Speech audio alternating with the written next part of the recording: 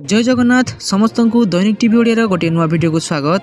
तो देश विदेश आरंभ करी किछि गुरुत्वपूर्ण खबर विषय रे चलंतु नजर पकाई नबा। तेणु आम वीडियो को शेष पर्यंत देखुथांतु। आम वीडियो भल लगिले आम वीडियो गोटे लाइक करी चैनल को सब्सक्राइब कर देबे एवं शेष रे आपण माने कमेंट माध्यम रे जणाइबा को भूलिबेनी आपण माने केउ जिल्ला रु आम वीडियो को देखुछंती। चलंतु नजर पकाई नबा संपूर्ण खबर उपरे। राज्य में कालबैशाखी नहीं आसला बड़ खबर। आसंता 22 तारिख जाए राज्य में विभिन्न स्थान में बिजुली घड़घड़ी सह वर्षार संभावना रही। आज कलाहांडी और नवरंगपुर जिला को ऑरेंज वार्निंग जारी कर बिजुली घड़घड़ी सह वर्षा हो पारे। कुआपथर माड़र संभावना रही। घंटा प्रति 40 ରୁ 50 किलोमीटर बेगर पवन बहीपे। 2 दिन मध्य दिन तापमात्रा विशेष परिवर्तन हेब नहीं। परवर्ती समय 2 ରୁ 3 डिग्री सेल्सियस ह्रास पाइपे। सूचनायोग्य जे आगामी 5 दिन राज्य में घड़घड़ी सह प्रबल वर्षा हो पारे। विभिन्न स्थान देखा मिल कालबैशाखी प्रभाव एने आकलन करिछि पाणीपाग विज्ञान केन्द्र। चलो देखिए परवर्ती अपडेट कौन रही। अंडार लेखा हे एक्सपायरी डेट। खाउटिंग बड़ खबर एणिकी ताजा अंडा कही खराब अंडा बिकी पारे दोकानी। एवं अंडार लेखा हे एक्सपायरी तारीख। ग्राहक तारीख देखि किणवे अंडा। एप्रिल 1 रु लागू हेब एही नियम। उत्तर प्रदेश एही नियम लागू हो जाइए। खाउटिंग सुरक्षा को दृष्टि रखी मुख्यमंत्री योगी आदित्यनाथ सरकार यह पदक्षेप नहीं।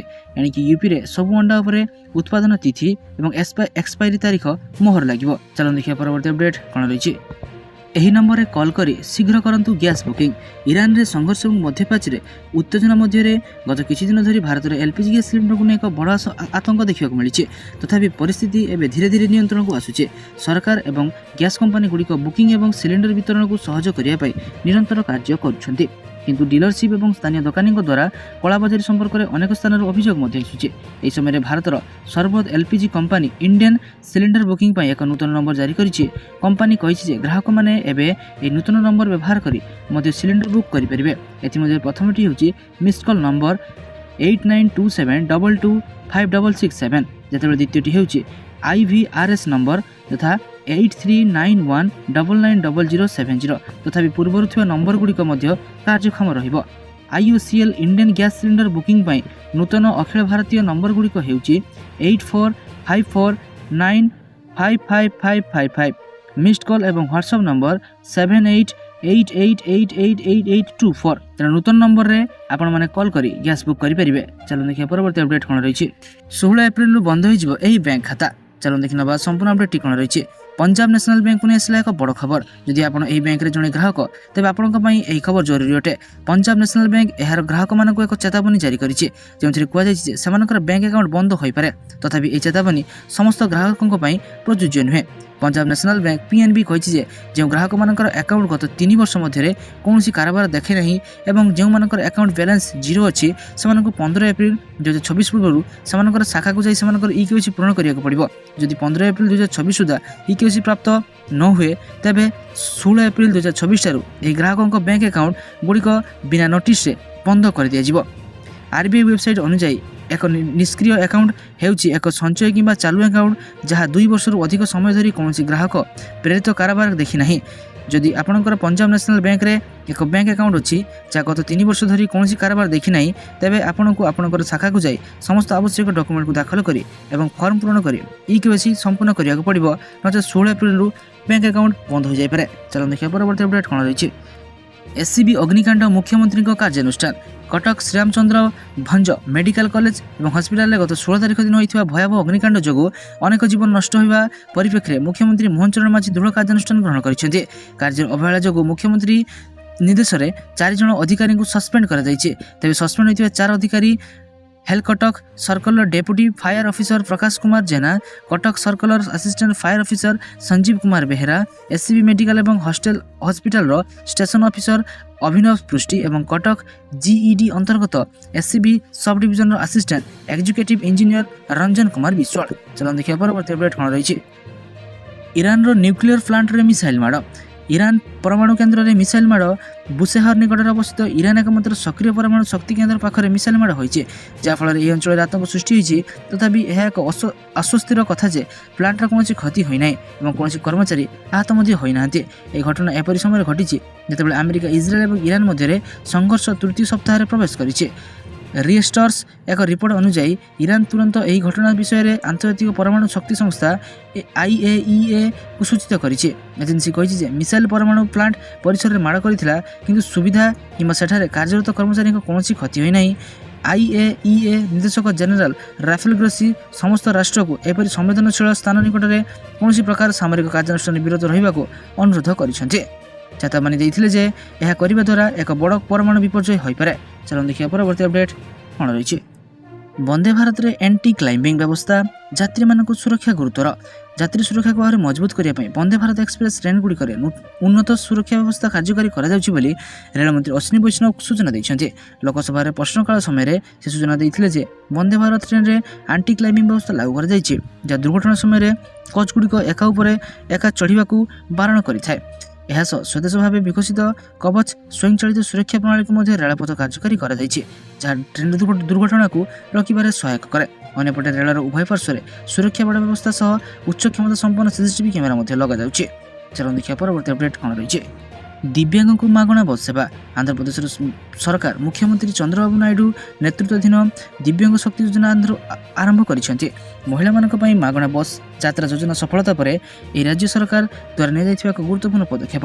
ଏହି ପଦକ୍ଷେପ ଅଧୀନରେ ଦିବ୍ୟାଙ୍ଗ ବ୍ୟକ୍ତିମାନେ ମାଗଣାରେ ବସ୍ ଯାତ୍ରା କରିପାରିବେ। ଏହା ଦିବ୍ୟାଙ୍ଗ ସମ୍ପ୍ରଦାୟକୁ ଯଥେଷ୍ଟ ଆଶ୍ୱସ୍ତି ପ୍ରଦାନ କରିବ। ଏହି ଯୋଜନା ଶୁଭାରମ୍ଭ ଅବସରରେ ମୁଖ୍ୟମନ୍ତ୍ରୀ ଚନ୍ଦ୍ରବାବୁ ନାଇଡୁ, ଉପମୁଖ୍ୟମନ୍ତ୍ରୀ ପବନ କଲ୍ୟାଣ ଏବଂ IT ଏବଂ ଶିକ୍ଷାମନ୍ତ୍ରୀ ନାରା ଲୋକେଶ ହିତାଧିକାରୀମାନଙ୍କ ସହିତ ମଙ୍ଗଳାଗିରିରୁ ପେନୁମାକା ପର୍ଯ୍ୟନ୍ତ ବସ୍ ଯୋଗେ ଯାତ୍ରା କରିଥିଲେ। ଏହି ଯାତ୍ରା ସମୟରେ ଏହି ନେତାମାନେ ଭିନ୍ନକ୍ଷମ ବ୍ୟକ୍ତିଙ୍କ ସହିତ ସିଧାସଳଖ ଆଲୋଚନା କରିଥିଲେ, ଯାହାପରେ ଏହି ଯୋଜନା ଲାଗୁ କରାଯାଇଛି। ଚାଲନ୍ତୁ ଦେଖିବା ପରବର୍ତ୍ତୀ ଅପଡେଟ୍ କ'ଣ ରହିଛି। ଯୁଦ୍ଧଗ୍ରସ୍ତ ଇରାନକୁ ସହାୟତା ପଠାଇଲା ଭାରତ। ଭାରତ ଇରାନକୁ ସହାୟତା ପ୍ରଦାନ କରିଛି, ଯାହା ବର୍ତ୍ତମାନ ଆମେରିକା ଏବଂ ଇସ୍ରାଏଲ ସହିତ ବିବାଦରେ ଫସି ରହିଛି। ହେରାନର ମେଡିକାଲ ଉପକରଣ ପହଞ୍ଚିଯାଇଥିବା ନେଇ ଭାରତୀୟ ଦୂତାବାସ ସ୍ପଷ୍ଟ କରିଛି। ଭାରତରେ ଥିବା ଇରାନ ଦୂତାବାସ ଭାରତର ଏହି ପଦକ୍ଷେପକୁ ପ୍ରଶଂସା କରିଛି। ଭାରତୀୟଙ୍କୁ ସାଧୁବାଦ ଜଣାଇଛି ଇରାନ। ନୂଆଦିଲ୍ଲୀ ପଠାଇଥିବା ମେଡିକାଲ ସହାୟତା ଦେଶର ରେଡ୍ କ୍ରେସେଣ୍ଟ ସୋସାଇଟି ଗ୍ରହଣ କରିଥିବା ନେଇ ଇରାନ ଦୂତାବାସ ସ୍ପଷ୍ଟ କରିଛି। ଭାରତର ଲୋକମାନେ ଦୟାଳୁ ବୋଲି ଟ୍ୱିଟ୍ କରି କହିଛି ଇରାନ ଦୂତାବାସ। ଭାରତର ଇରାନ ରାଷ୍ଟ୍ରଦୂତ ମହମ୍ମଦ ଫତାହାଲି ଦିଲ୍ଲୀ ଏବଂ ତେହରିନ ମଧ୍ୟରେ ସମ୍ପର୍କକୁ ଅତ୍ୟନ୍ତ ଗୁରୁତ୍ୱପୂର୍ଣ୍ଣ ବୋଲି ବର୍ଣ୍ଣନା କରିଛନ୍ତି। ଇରାନ ଭାରତକୁ ଏକ ବନ୍ଧୁତ୍ୱପୂର୍ଣ୍ଣ ରାଷ୍ଟ୍ର ଭାବେ ମାନନ୍ତି ବୋଲି ଗୁରୁତ୍ୱାରୋପ ମଧ୍ୟ କରିଛନ୍ତି। ଚାଲନ୍ତୁ ଦେଖିବା ପରବର୍ତ୍ତୀ ଅପଡେଟ୍ କ'ଣ ରହିଛି। ମାଗଣାରେ ବାଛିପାରିବେ ବିମାନର 60% ସିଟ୍। ନୂଆ ନିୟମ ଅନୁସାରେ ଯେକୌଣସି ବିମାନରେ ଉପଲବ୍ଧ ଥିବା ମୋଟ ସିଟ୍ ମଧ୍ୟରୁ ଅତି କମ୍ରେ 60% ସିଟ୍ ଯାତ୍ରୀମାନଙ୍କୁ ମାଗଣାରେ ବାଛିବା ପାଇଁ ଦିଆଯିବ। ପୂର୍ବ ଅଧିକାଂଶ ଏୟାରଲାଇନ୍ସ କମ୍ପାନୀ ସୁବିଧାଜନକ ସିଟ୍ ପାଇଁ ଯାତ୍ରୀମାନଙ୍କଠାରୁ ଅତିରିକ୍ତ ଶୁଳ୍କ ଆଦାୟ କରୁଥିଲେ, ଯାହାକୁ ଏଣିକି ବନ୍ଦ କରିଦିଆଯାଇଛି। ଏହା ସହ ଯଦି ଆପଣ ଗୋଟିଏ PNR ଅର୍ଥାତ୍ ଗୋଟିଏ ଟିକେଟ୍ରେ ପରିବାର ସହିତ କିମ୍ବା ଗୋଷ୍ଠୀ ଯାତ୍ରା କରିଛନ୍ତି, ତେବେ ଏୟାରଲାଇନ୍ସ କମ୍ପାନୀ ଆପଣଙ୍କୁ ପାଖାପାଖି ସିଟ୍ ଯୋଗାଇ ଦେବାକୁ ବାଧ୍ୟ। ଏଥିପାଇଁ ଅଲଗା ଅଲଗା ହୋଇ ବସିବାକୁ ପଡ଼ିବ ନାହିଁ କିମ୍ବା ଏକାଠି ବସିବା ପାଇଁ ଅତିରିକ୍ତ ଟଙ୍କା ଦେବାକୁ ପଡ଼ିବ ନାହିଁ। ଚାଲନ୍ତୁ ଦେଖିବା ପରବର୍ତ୍ତୀ ଅପଡେଟ୍ କ'ଣ ରହିଛି। 25% ବଢ଼ିବ ଇଲାଷ୍ଟିକ୍ ମୂଲ୍ୟ। ଯୁଦ୍ଧ ଯୋଗୁଁ ଇଲାଷ୍ଟିକ୍ ମୂଲ୍ୟରେ 25% ବୃଦ୍ଧି ହେବାକୁ ଯାଉଛି। କଞ୍ଚାମାଲ ଉପରେ ପ୍ରଭାବ ପଡ଼ିବା ଫଳରେ ଏହିଭଳି ପରିସ୍ଥିତି ଉପୁଜିଯାଇଛି। ଫଳରେ ଏଥିଯୋଗୁଁ ଦେଶର ପ୍ରମୁଖ ଗାର୍ମେଣ୍ଟ ବଜାର ତିରୁପୁର ସମେତ ଅନ୍ୟ ସମସ୍ତ ସ୍ଥାନଗୁଡ଼ିକରେ ଉତ୍ପାଦନ ପ୍ରଭାବିତ ହେବ। ଇଲାଷ୍ଟିକ୍ ଅଭାବ ସମ୍ପୂର୍ଣ୍ଣ ଯୋଗାଣ ଚେନ୍କୁ ପ୍ରଭାବିତ କରିପାରେ। ଏହା ଏହି ନିଯୁକ୍ତି ଉପରେ ମଧ୍ୟ ସଙ୍କଟ ସୃଷ୍ଟି କରିବ। ମୂଲ୍ୟ ବୃଦ୍ଧି ଯୋଗୁଁ ଉତ୍ପାଦନ 50% ଯାଏ କମାଇବା ନେଇ ତରୁପୁର ଇଲାଷ୍ଟିକ୍ ମ୍ୟାନୁଫ୍ୟାକ୍ଚର୍ସ ଏବଂ ଟ୍ରେଡର ଆସୋସିଏସନ ଘୋଷଣା କରିଛି। ଉପସ୍ଥିତିର ଉନ୍ନତି ନ ଆସିଲେ ଉତ୍ପାଦନ ଚଳିତ ମାସ 25 ପରେ ଠପ୍ ହୋଇଯିବ। ଏଭଳି ସମସ୍ୟା ଯୋଗୁଁ ଦେଶର ଆଣ୍ଡରଗାର୍ମେଣ୍ଟ ଶିଳ୍ପ ବଡ଼ ମାତ୍ରାରେ କ୍ଷତିଗ୍ରସ୍ତ ହେବାର ଆଶଙ୍କା କରାଯାଇଛି। ଚାଲନ୍ତୁ ଦେଖିବା ପରବର୍ତ୍ତୀ ଅପଡେଟ୍ କ'ଣ ରହିଛି। ବଢ଼ିବ କ୍ଷୀରର ଦାମ। ଦେଶରେ ବଢ଼ୁଥିବା ମହଙ୍ଗାଇ ମଧ୍ୟରେ ଏବେ ଆଉ ଏକ ଚିନ୍ତାଜନକ ଖବର ସାମ୍ନାକୁ ଆସିଛି। ରନ୍ଧନ ଗ୍ୟାସର ଅଭାବ ପରେ କ୍ଷୀର ଯୋଗାଣ ପ୍ରତି ବିପଦ ଏବେ ମଧ୍ୟବିତ୍ତ ପରିବାରର ବଜେଟ୍ ବାଧାପ୍ରାପ୍ତ ହେବାର ସଂକେତ ଦେଉଛି। ମଧ୍ୟପ୍ରାଚ୍ୟରେ ଚାଲିଥିବା ସଂଘର୍ଷ ଦ୍ୱାରା ସୃଷ୍ଟି ହୋଇଥିବା ଗଭୀର ଶକ୍ତି ସଙ୍କଟକୁ ଦୃଷ୍ଟିରେ ରଖି ମହାରାଷ୍ଟ୍ରର ଅନେକ କ୍ଷୀର ପରିଚାଳକ ଏକ ଗୁରୁତର ଚେତାବନୀ ଜାରି କରିଛନ୍ତି। ବିଶେଷ କରି କ୍ଷୀର କାରଖାନାଗୁଡ଼ିକ ଏବେ ପ୍ୟାକେଜିଂ ପାଉଚ୍ ଏବଂ କାର୍ଟନର ଘର ଅଭାବ ଅନୁଭବ କରିବା ଆରମ୍ଭ କରିଛନ୍ତି। ଗ୍ୟାସ୍ ସଂକଟ ଯୋଗୁଁ କ୍ଷୀର ପ୍ୟାକେଜିଂ ସାମଗ୍ରୀ ପ୍ରସ୍ତୁତ କରୁଥିବା କାରଖାନାଗୁଡ଼ିକ ପର୍ଯ୍ୟାପ୍ତ ଇନ୍ଧନ ସୁରକ୍ଷିତ କରିପାରୁନାହାନ୍ତି, ଯାହାଫଳରେ ଉତ୍ପାଦନ ହାର ହ୍ରାସ ପାଇଛି। ଗୋବର୍ଦ୍ଧନ ଡାଏରୀର ପ୍ରତିଷ୍ଠାତା ଦେବେନ୍ଦ୍ର ଶାହଙ୍କ ଅନୁଯାୟୀ ସେମାନଙ୍କ ପାଖରେ ବର୍ତ୍ତମାନ କେବଳ 10 ଦିନ ପାଇଁ ପର୍ଯ୍ୟାପ୍ତ ପ୍ୟାକେଜିଂ ସାମଗ୍ରୀର ଷ୍ଟକ୍ ରହିଛି। ଏହି ସମୟରେ ଚେମ୍ବୁରର ସୁରେଶ ଡାଏରୀର ପରିଚାଳକ ଶରୀଫ ଶେଖ୍ କହିଛନ୍ତି ଯେ ଯଦି ଆଗାମୀ 10 ଦିନ ମଧ୍ୟରେ ଗ୍ୟାସ୍ ଯୋଗାଣ ପରିସ୍ଥିତିରେ ଉନ୍ନତି ନ ହୁଏ, ତେବେ ଡାଏରୀ ଇଣ୍ଡଷ୍ଟ୍ରି ଏକ ବଡ଼ ସଂକଟରେ ପଡ଼ିପାରେ। ଚାଲନ୍ତୁ ଦେଖିବା ପରବର୍ତ୍ତୀ ଅପଡେଟ୍ କ'ଣ ରହିଛି। ଗ୍ୟାସ୍ ବୁକିଂ ପାଇଁ ଏମିତି କରନ୍ତୁ EKYC। ଦେଶରେ LPG ବର୍ଦ୍ଧିତ ଚାହିଦାକୁ ପୂରଣ କରିବା ପାଇଁ ଏବଂ ଯୋଗାଣ ବ୍ୟବସ୍ଥାକୁ ଉନ୍ନତ କରିବା ପାଇଁ ସରକାର ଗ୍ୟାସ୍ ସଂଯୋଗ ସହିତ ଜଡ଼ିତ ନିୟମରେ ଗୁରୁତ୍ୱପୂର୍ଣ୍ଣ ପରିବର୍ତ୍ତନ କରିଛନ୍ତି।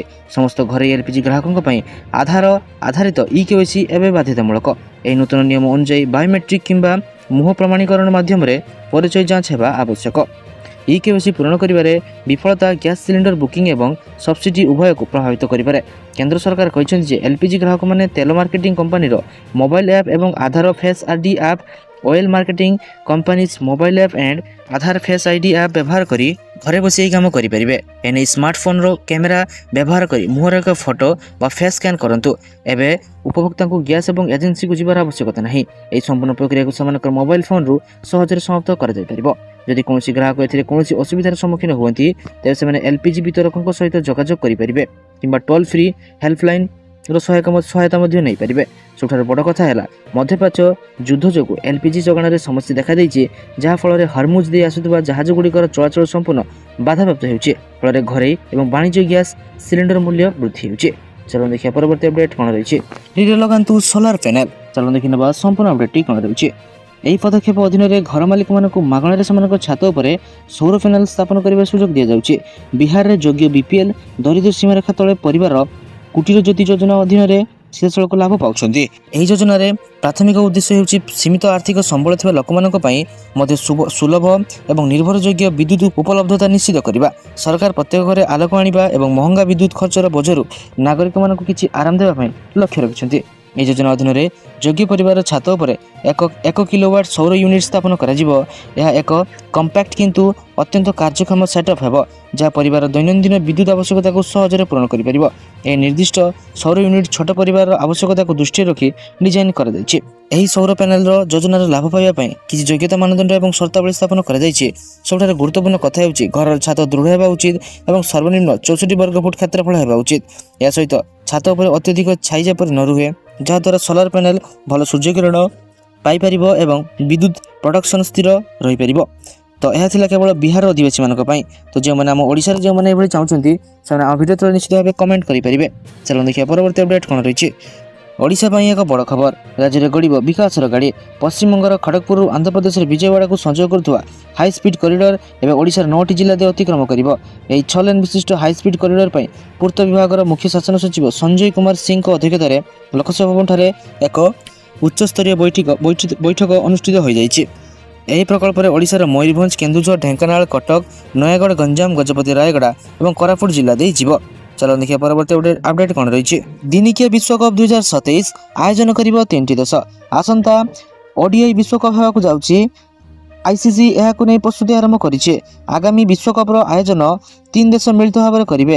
ଆଇସିସି ଦିନିକିଆ ବିଶ୍ୱକପ୍ 2027ର ଆୟୋଜନ ସାଉଥ ଆଫ୍ରିକା, ଜିମ୍ବାବୁଏ ଏବଂ ନାମିବିଆ କରୁଛନ୍ତି। ଏଥିରେ କେବଳ 2ଟି ଟିମ୍ ନିଜ ସ୍ଥାନ ପକ୍କା କରିଛି। ସାଉଥ ଆଫ୍ରିକା ଏବଂ ଜିମ୍ବାବୁଏ ନିଜ ସ୍ଥାନ ପକ୍କା କରିଥିବା ବେଳେ ନାମିବିଆ ଏଯାଏଁ ନିଜ ସ୍ଥାନ ପକ୍କା କରିନାହିଁ। ଏହାର କାରଣ ଅଲଗା ରହିଛି। ଚାଲନ୍ତୁ ଦେଖିବା ପରବର୍ତ୍ତୀ ଅପଡେଟ୍ କ'ଣ ରହିଛି। ମାଲକାନଗିରି ଜିଲ୍ଲାବାସୀଙ୍କ ପାଇଁ ଖୁସି ଖବର। ମାର୍ଚ୍ଚ ଶେଷ ସୁଦ୍ଧା ମାଲକାନଗିରି ବିମାନ ବନ୍ଦରରୁ ନିୟମିତ ଉଡ଼ିବ ବିମାନ। ଏଥିପାଇଁ ରାଜ୍ୟ ସରକାର ଉଚ୍ଚସ୍ତରୀୟ ଟିମ୍ ଏବଂ ଇଣ୍ଡିଆ ୱାନ୍ ଏୟାର କମ୍ପାନୀର ଏକ ବୈଷୟିକ ଟିମ୍ ବିମାନ ବନ୍ଦର ଗସ୍ତ କରି ସ୍ଥିତି ଅନୁଧ୍ୟାନ କରିଛନ୍ତି। ରାଜ୍ୟ ସରକାରଙ୍କ ବେସାମରିକ ବିମାନ ଚଳାଚଳ ଆଡଭାଇଜର ସୁରେଶ ଚନ୍ଦ୍ର ହୋତା ଏବଂ ସୁରକ୍ଷା ପରାମର୍ଶଦାତା ମନୋଜ କୁମାର ଦାସଙ୍କ ନେତୃତ୍ୱରେ ଏକ ଟିମ୍ ମାଲକାନଗିରି ବିମାନ ବନ୍ଦରକୁ ତନ୍ନ କରି ଯାଞ୍ଚ କରିଛି। ଇଣ୍ଡିଆ ୱାନ୍ ଏୟାର ପାଇଲଟ କ୍ୟାପ୍ଟେନଙ୍କୁ ନେଇ ଏକ ବୈଷୟିକ ଦଳ ବିମାନ ବନ୍ଦରର ରନୱେ ଠାରୁ ଆରମ୍ଭ କରି ବିଭିନ୍ନ ଆନୁଷଙ୍ଗିକ ବ୍ୟବସ୍ଥା ନେଇ ସ୍ଥିତି ଅନୁଧ୍ୟାନ ମଧ୍ୟ କରିଛନ୍ତି। ଚାଲନ୍ତୁ ଦେଖିବା ପରବର୍ତ୍ତୀ ଅପଡେଟ୍ କ'ଣ ରହିଛି। ଯୁଦ୍ଧ ଭିତରେ କମିଲା ଅଣ୍ଡା ଦର। ପଶ୍ଚିମ ଏସିଆରେ ଇରାନ ଏବଂ ଇସ୍ରାଏଲ ମଧ୍ୟରେ ବୃଦ୍ଧି ପାଉଥିବା ଉତ୍ତେଜନା ଏବେ ଭାରତର ଖାଦ୍ୟ ବାଣିଜ୍ୟ କ୍ଷେତ୍ରକୁ ପ୍ରଭାବିତ କରିବା ଆରମ୍ଭ କରିଛି। ଗତ କିଛି ଦିନ ମଧ୍ୟରେ ଦେଶର ଅଣ୍ଡା ମୂଲ୍ୟରେ ତୀବ୍ର ବେଗରେ ହ୍ରାସ ଘଟିଛି। ଏହି ଧାରା ପାଇଁ ମୁଖ୍ୟ କାରଣ ହେଉଛି ଉପସାଗରୀୟ ରାଷ୍ଟ୍ରଗୁଡ଼ିକୁ ଅଣ୍ଡା ରପ୍ତାନି ବାଧାପ୍ରାପ୍ତ ହେଉଛି। ପ୍ରକୃତରେ ଏହି ଅଞ୍ଚଳରେ ଚାଲିଥିବା ସଂଘର୍ଷ ସେଠାରେ ଚାହିଦା ଏବଂ ଯୋଗାଣ ଶୃଙ୍ଖଳାକୁ ଉଭୟକୁ ପ୍ରତିକୂଳ ଭାବରେ ପ୍ରଭାବ ପକାଉଛି। ଏହା ଭାରତର କୁକୁଡ଼ା ବଜାର ଏବଂ ଅଣ୍ଡା ମୂଲ୍ୟ ଉପରେ ସିଧାସଳଖ ପ୍ରଭାବ ପକାଉଛି। ଯେଉଁ ଅଣ୍ଡାର ପାଇକାରୀ ମୂଲ୍ୟ ପୂର୍ବରୁ 7 ଟଙ୍କା ଥିଲା, ଏବେ ତାହା 5 ଟଙ୍କାକୁ ହ୍ରାସ ପାଇଛି। 100 ଅଣ୍ଡା ଥିବା ଏକ ଟ୍ରେରେ ବର୍ତ୍ତମାନ 500 ଟଙ୍କାରେ ବିକ୍ରି ହେଉଛି। ଆନ୍ଧ୍ରପ୍ରଦେଶରୁ ଦୈନିକ ବହୁ ପରିମାଣର ଅଣ୍ଡା ମଧ୍ୟପ୍ରାଚ୍ୟ ଦେଶ ଓମାନ, ଇରାକ, ଇରାନ ଏବଂ ସାଉଦି ଆରବକୁ ରପ୍ତାନି ହୁଏ। ହେଲେ ଏବେ ଯୁଦ୍ଧ ପରିସ୍ଥିତି ଲାଗି ରହିବା କାରଣରୁ ତାହା ସମ୍ଭବ ହୋଇପାରୁନାହିଁ, ଯେଉଁ କାରଣରୁ ଅଣ୍ଡାର ଦର ହ୍ରାସ ପାଉଛି। ଚାଲନ୍ତୁ ଦେଖିବା ପରବର୍ତ୍ତୀ ଅପଡେଟ୍ କ'ଣ ରହିଛି। ଏକ ଏପ୍ରିଲରୁ ହାଇୱେ ଯାତ୍ରା ମହଙ୍ଗା। ହାଇୱେରେ ଯାତାୟାତ କରୁଥିବା ଯାତ୍ରୀଙ୍କ ପାଇଁ ଆସିଛି ଗୁରୁତ୍ୱପୂର୍ଣ୍ଣ ଖବର। ଆସନ୍ତା ଏପ୍ରିଲ 1 ତାରିଖରୁ ଜାତୀୟ ରାଜପଥ ଦେଇ ଯାତ୍ରା କରିବା ଆହୁରି ମହଙ୍ଗା ହେବାକୁ ଯାଉଛି। National highways authority of India NHAI ପକ୍ଷରୁ ବାର୍ଷିକ ଟୋଲ୍ ପାସ୍ ଏବଂ ଟୋଲ୍ ଟିକସରେ ସଂଶୋଧନ କରାଯାଇଛି। NHAI ବାର୍ଷିକ ପାସ୍ ଫିକୁ 3000 ଟଙ୍କାରୁ ବୃଦ୍ଧି କରି 3075 ଟଙ୍କା କରିବାକୁ ନିଷ୍ପତ୍ତି ନେଇଛି। ଏହି ନୂତନ ହାର 2024-27 ଆର୍ଥିକ ବର୍ଷ ପାଇଁ ପ୍ରଯୁଜ୍ୟ ହେବ। ଏହି ପାସ୍ ବ୍ୟକ୍ତିଗତ ବାହନ ପାଇଁ ଲାଗୁ ହୁଏ ଯେଉଁଥିରେ ବୈଧ ଏବଂ କାର୍ଯ୍ୟକ୍ଷମ ଫାସ୍ଟ୍ୟାଗ୍ ଲାଗିଥାଏ। ସେହିପରି ସରକାର 1 ଏପ୍ରିଲରୁ ଟୋଲ୍ ପ୍ଲାଜାରେ ନଗଦ ଟଙ୍କା ନେଣଦେଣ ବନ୍ଦ କରିବାକୁ ଯୋଜନା କରୁଛନ୍ତି। ଏହାପରେ ଟୋଲ୍ ପେମେଣ୍ଟ କେବଳ ଫାସ୍ଟ୍ୟାଗ୍ ଏବଂ ୟୁପିଆଇ ମାଧ୍ୟମରେ କରାଯିବ।